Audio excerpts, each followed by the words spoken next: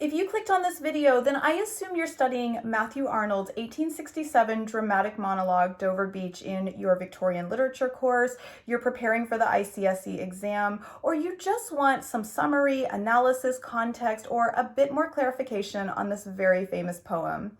If that's the case, then I've made this lecture just for you. So please keep watching and subscribe to my channel for a variety of lectures on literature, writing, research, and rhetoric. I am Dr. Whitney Kosters, Professor of English, and I know poetry is a genre that many people find especially challenging. So let's quickly just summarize what's going on in Dover Beach before we dive into an analysis of it.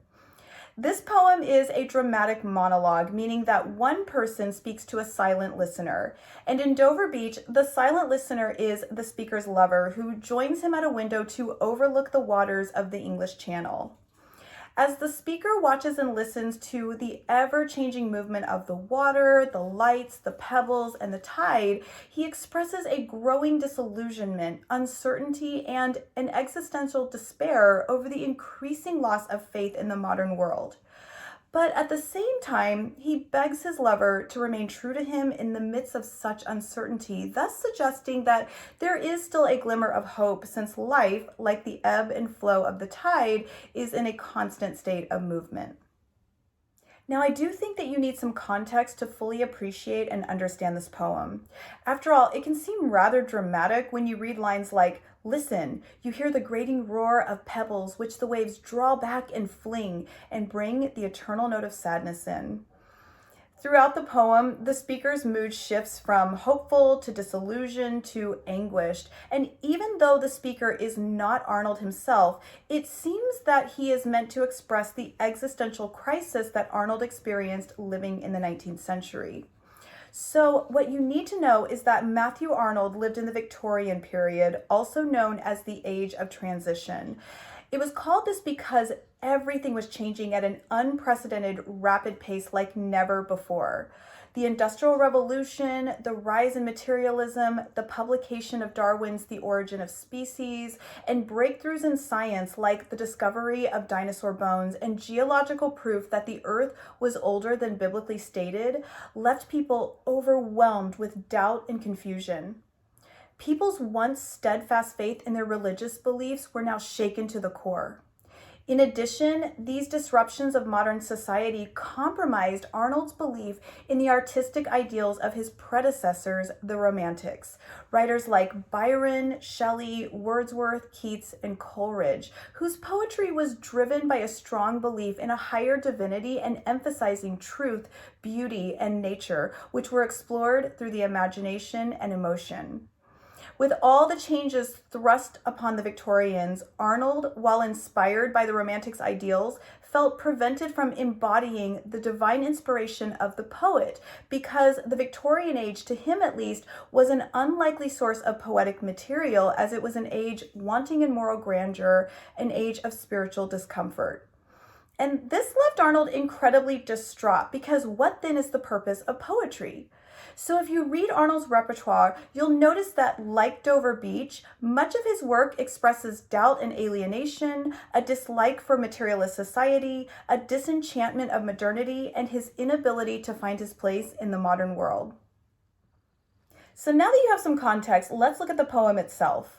The setting of Dover Beach is incredibly important to the overall effect and meaning of the poem. We know from the title that the speaker is in Dover, a town on the English Channel and the closest English port to the European mainland, which is why the speaker can see the French coastline in the distance. And it's nighttime, a time of darkness and uncertainty, a time when we are unable to see clearly and may feel more alienated or isolated from the world. And you'll notice that there are a lot of dualities and contrasts throughout the poem that are generated by the setting itself and often are meant to reflect the spirit of the speaker.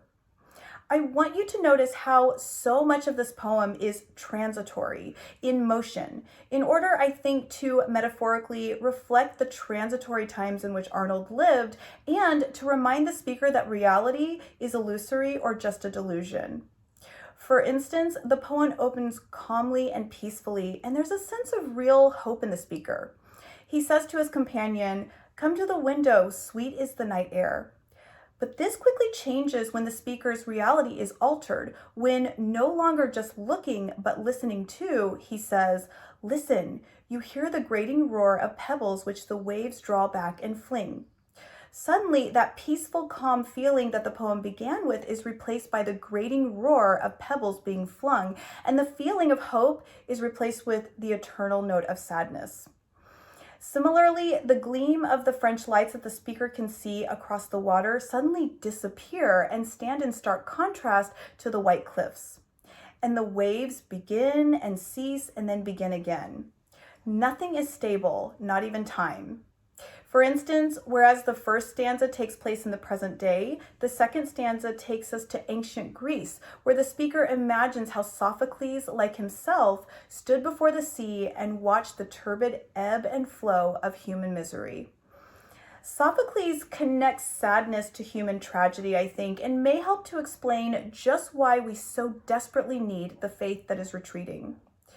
The instability of everything comes to a climax when the speaker metaphorically compares the water to faith, calling it the sea of faith.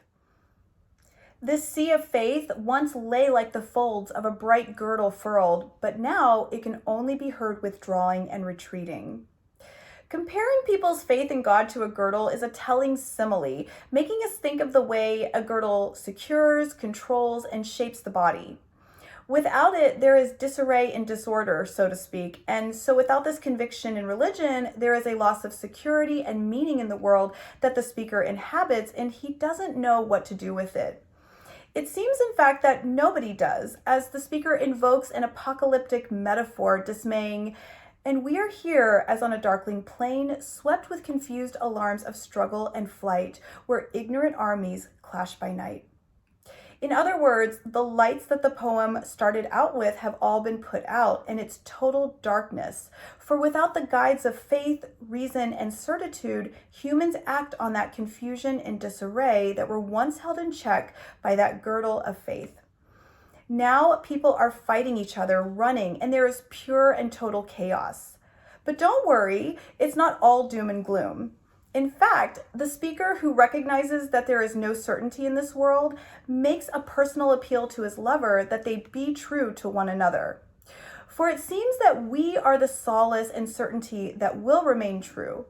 And by setting the poem at night and using the tide's ebb and flow as a metaphor for the passing of faith, Arnold inevitably leaves real room for the possibility of hope, as we know that the night will eventually turn to daylight and the ebb and flow of the tides will change the sea once again. If you have the time, take a look at some of Arnold's other works, because he was a great critical thinker on philosophy, religion, and society. He's definitely worth knowing and reading, especially if you want to know more about the ever-changing state of the Victorian period. I hope that this quick explanation of Dover Beach has helped you get started in your analysis and understanding of the poem, and I wish you the very best luck in whatever you aim to do with it.